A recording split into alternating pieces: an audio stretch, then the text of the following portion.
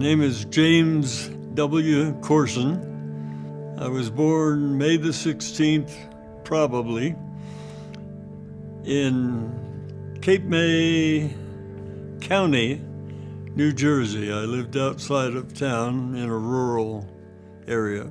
I went off to college on a state scholarship, all expenses paid except room and board. Well, I was drafted, but it was a funny situation. Right at that time, they had an overabundance of people volunteering for exciting things like the Coast Guard, which sounded like it would stay home. You had to come in through the draft. Well, I wasn't due to be drafted for another call or two, but my roommate in college and I were in the same fix.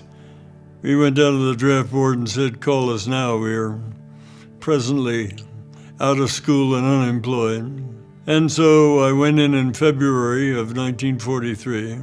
I had already passed the exams and already volunteered for the Air Force, but it was just a peculiarity of how you get in. Then, though, I followed the usual draft procedures, went through basic training, and hoped that the Air Force would come and call for me, because basic training was pretty goddamn stupid, if you'll pardon the expression. We were using close order drill and things that the Redcoats proved were not too good in the American Revolution.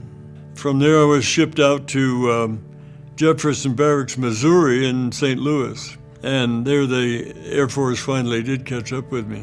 You assume when you go in the Air Force you'll be flying. No. We had to go back through basic training on the ground, on foot, unarmed, and no airplane. In fact, after I'd been in the Air Force a year, I still hadn't been up in an airplane. And so I went down to the fairgrounds and paid my $8 and took my first flight in a Taylor Cub. We just flew around Houston, Texas, probably not more than 10 or 15 minutes. There was not anything glamorous about it, except that I'd never flown before, and that made it kind of exciting. Well, eventually, I was sent off to advanced training in navigation, and I made a colossal error in the first exam and miserably failed the first exam. They offered to send me back to the beginning and start over, which I thought was nice of them. So when they asked what I wanted to do, I said I'd like to go to bombardiering school. So we went through our bombardiering training, and I did well, even though it was no longer just bombardiering, it was bombardiering and dead reckoning navigation. By the time I got into combat, they were not precision bombing by any damn means. They were saturation bombing, something Hitler taught us. And if a factory was in a certain town, we'd go get the town and assume the factory would suffer. I mention this because a lot of people think that we were all right and they were all wrong, and the fact is, in a war, everybody's wrong. My crew was chosen as one of the 5 best, and we were then going to go to advanced training for radar navigation.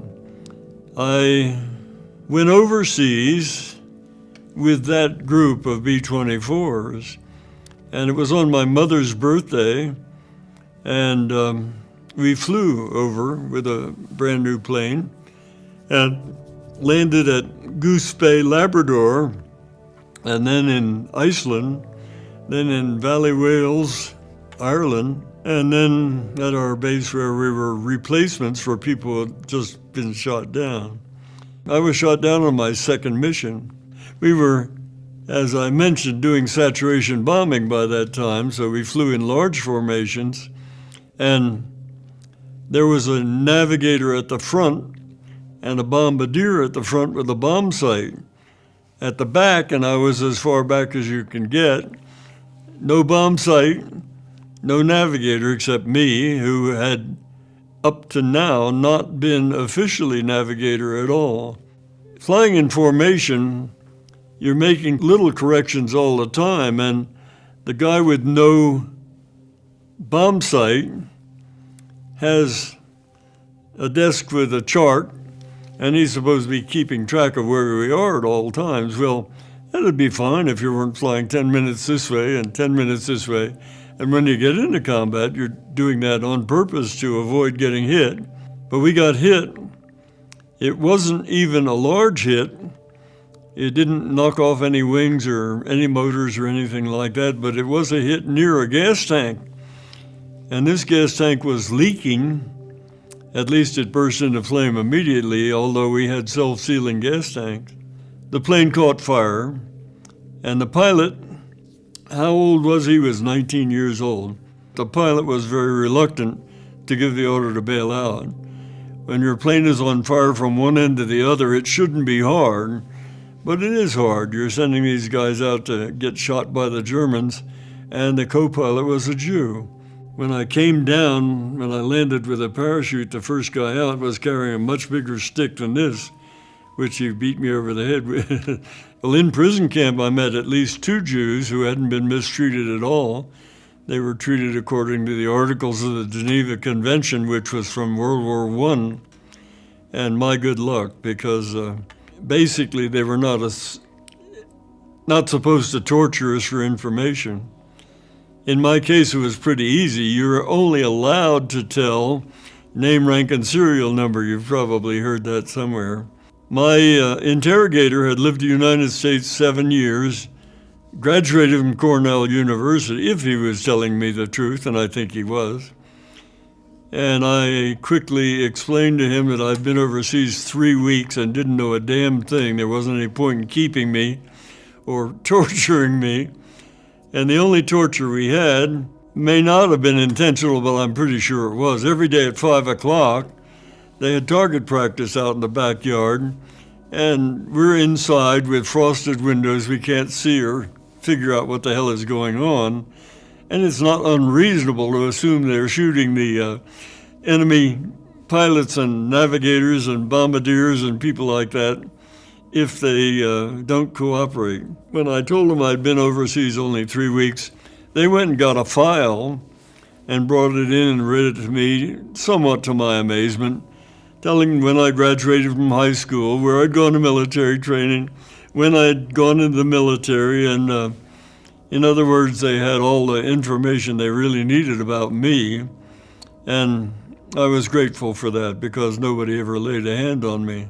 From that interrogation center, which was in Frankfurt, which was a big fat mess thanks to American bombing, we went by train all the way across Germany, sleeping in a train in a marshalling yard when the Americans are bombing the hell out of the railroads every chance they get is not comfortable or restful. But we went on over to Silesia, to an area that had been Poland until the Germans came and took it away from them. It was an Air Force prisoner of war camp where all the guys in there had been in the Air Force and were shot down by the Air Force. And the Russians were only a few miles away, and when they came fast. They were mechanized and swift. So they were coming toward us about 15 miles a day, and when they were only 15 miles away, the Oder River had been chosen by the Germans as their last defense, and they slowed them down for several days, which gave them time for us to come out and march into Germany, where we would stay as prisoners of war. Those who stayed behind to be liberated by the Russians, and some were in there a long time and were greatly motivated to get out at any cost. But their trips back through the Russian channels were more exciting than anything happened to us on the way in. And I was perfectly happy hearing them and knowing that I had felt my safety was in staying with a group. The first 120 miles was on foot, and some of the guys were in no condition, but I was young and foolish and in perfectly good condition, except for having been sitting around for months. The Germans in charge of us were all disabled veterans, dismissed from active duty somewhere after having been shot or bombed or ruined. And these guys were in a weaker condition usually than we were, but we all were looking forward to being liberated, and that gave you a kind of a common feeling of can't wait. When the Army came, it all changed, and we immediately got regular Army food, which was quite a nice change. We were sent to a tent camp on the coast of France, Camp Lucky Strike, and told that we had to be within 20 minutes of where we were sitting at all times because they announced the departures at irregular intervals. Well, that's fine, except that here again, all of us were fresh out of prison camp. We didn't want to be restricted or restrained, but we had a little disadvantage. We were dressed in every kind of clothing. We didn't have our original dog tags. We didn't have any written orders, so we were just a rabble. And going out of camp and going hitchhiking was a pretty stupid thing to do, but we all did it. My partner was a French speaker, and we were in France, and it seemed absolutely necessary to go look around a little. So we were AWOL for a couple of days, a couple of times. And true enough, I get back and my whole outfit is on the boats ready to go. But the fellow in charge of the group staying there said, well, they're still loading, just go on down, get on. And we came home in record time and entered the Statue of Liberty's harbor like everybody and had mixed feelings about it all. When I was being groomed to go back as a bombardier to Japan, the atom bombs fell and the war was over. And I didn't get to go to Japan, which I had no intention to go into if there was any way to avoid it. Your time in prison camp kind of cures you of some of your heroic instincts. And a goodly number of the boys came out with mental problems and physical problems that just didn't go away. So I was lucky all the way. Lucky to be as healthy as I was when I went in. Lucky to be treated fairly well.